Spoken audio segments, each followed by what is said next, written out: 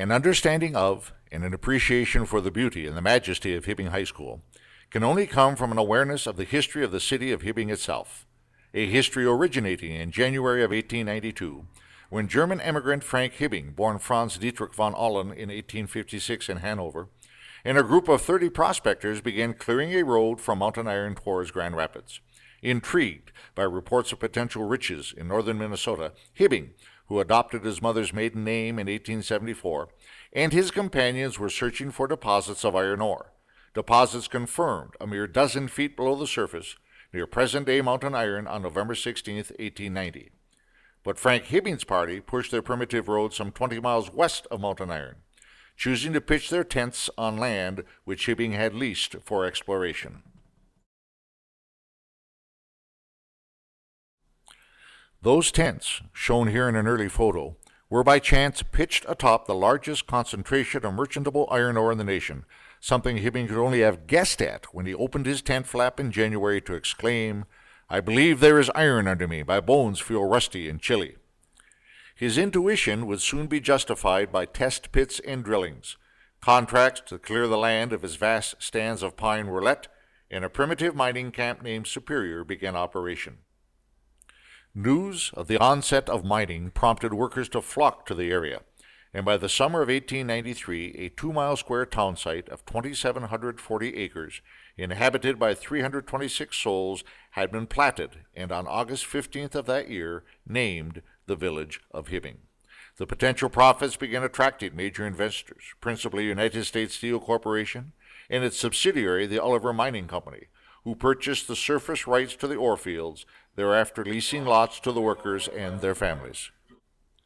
Underground mining operations began with vertical shafts sunk into the ground, topped by head frames such as this one, holding the machinery to lower miners hundreds of feet underground and raise the extracted ore to the surface.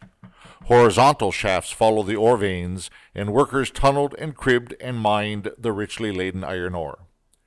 The summer of 1895 saw the first ore transported by rail from the Burt underground mine near Hibbing to Duluth for shipment to the steel mills back east. That same year of 1895 witnessed what would become a major innovation with the discovery that the majority of the iron ore in the area was merely covered by a thin veneer of glacial sands and gravel. Removing this overburden, as it came to be called, and piling it aside quickly exposed the ore to direct excavation. The first open pit mining on the range commenced here at the Mahoning Mine, leading by 1910 to immense open pits of extracted product, ending forever the era of underground mines. Hibbing continued to grow, drawing workers from all walks and nationalities of life. By 1900, the town had expanded to a dozen streets, starting at North Street near the original North 40 mining operations to McKinley, nearly a mile south. Merchants and vendors, saloons and restaurants filled the streets, catering to the needs of a population of nearly 15,000 mostly immigrant laborers and their families from some 23 nationalities. A huge water and light plant serviced the village. A Carnegie Library held 10,000 books. Local government worked out of a large 3-story village hall completed in 1910. The district court conducted business in a new building. The Central School, built in 1896 on Center Street to meet the educational needs of children, was soon followed by the Washington Junior High School and Lincoln High School, completed in 1913 to meet the needs of over 3,000 school-age youngsters. Nearby locations, essentially small communities themselves, such as Latonia, Kitsville, Morton, and Poole, had also built schools for elementary students. Historian Edmund L. DeLestri proclaimed Hibbing the wonder village of the West. Not on the face of the globe exists another town like Hibbing. However, the developments sited on the fabled North 40 began to be threatened on 3 sides by expanded mining operations: the Sellers Mine to the north and east, and the haul rust to the west began to encroach on the community as surface improvements and buildings were bought by the companies and the land consumed for expansion of open pit mining. Every swing of the boom of a steam shovel yielded $4 net profit for the mining companies, a priority that left little concern for residents. Imagine a mighty roar and a blast that shakes everything in view.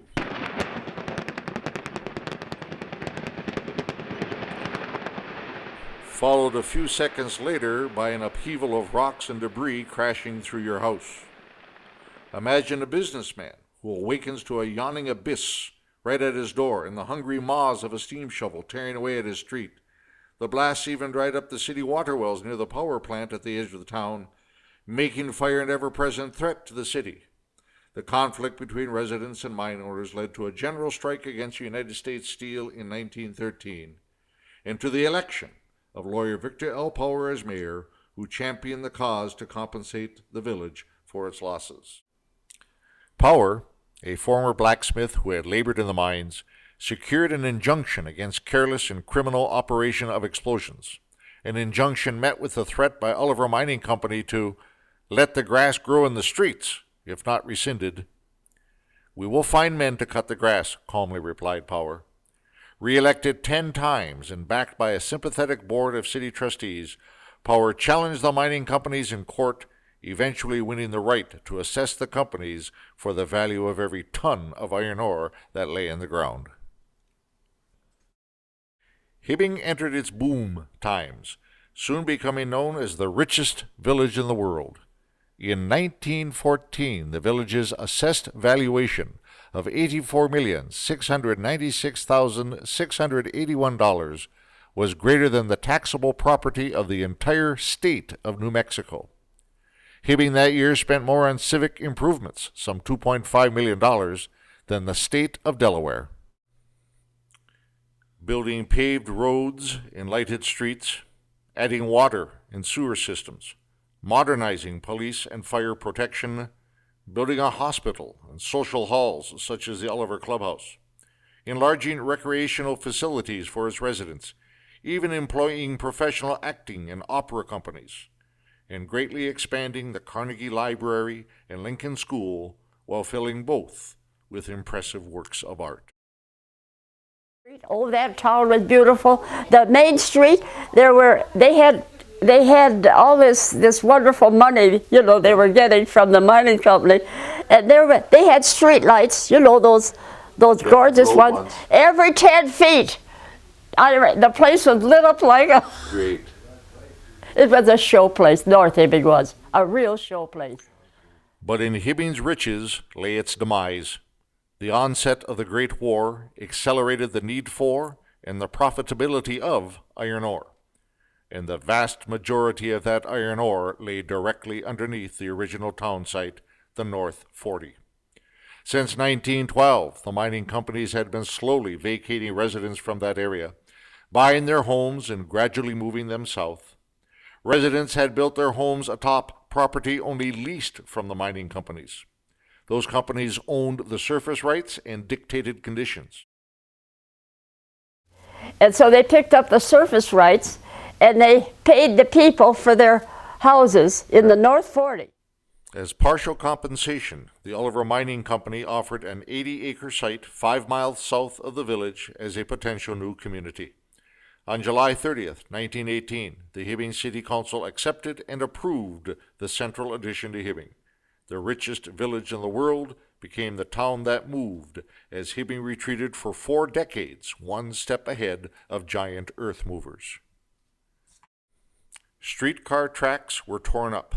Buildings, 188 in all, including homes and businesses, were moved intact on rollers or dragged by horses and steam tractors.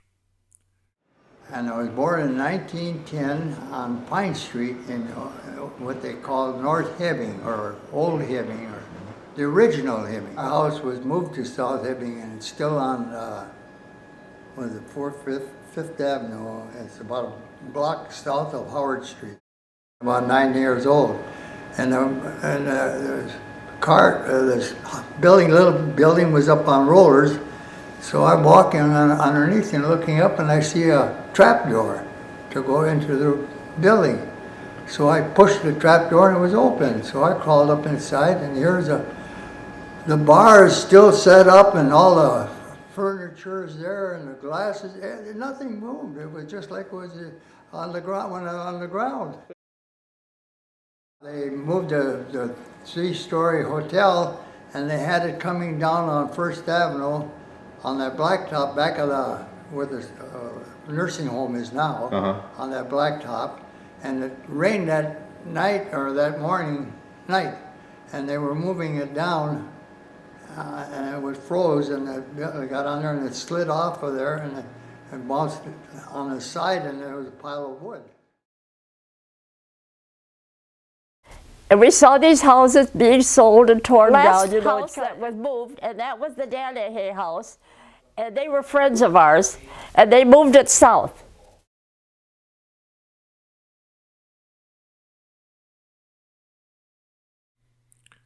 Businessmen were given the option of buying their own buildings and financing the move themselves, or having the steel company build others to their liking on the newly named Howard Street in what was now known as South Hibbing. Between 1919 and 1923, the Oliver Mining Company spent some $18 million to finance commercial and residential relocation and to build 3 major properties for the new residents. One was the Grand Androy Hotel, destined to become the social center of the entire range. Another was a gorgeous city hall, to replace the one demolished to the north. And the third came to be known as the massive Castle in the Wilderness, the most magnificent high school ever built in the nation.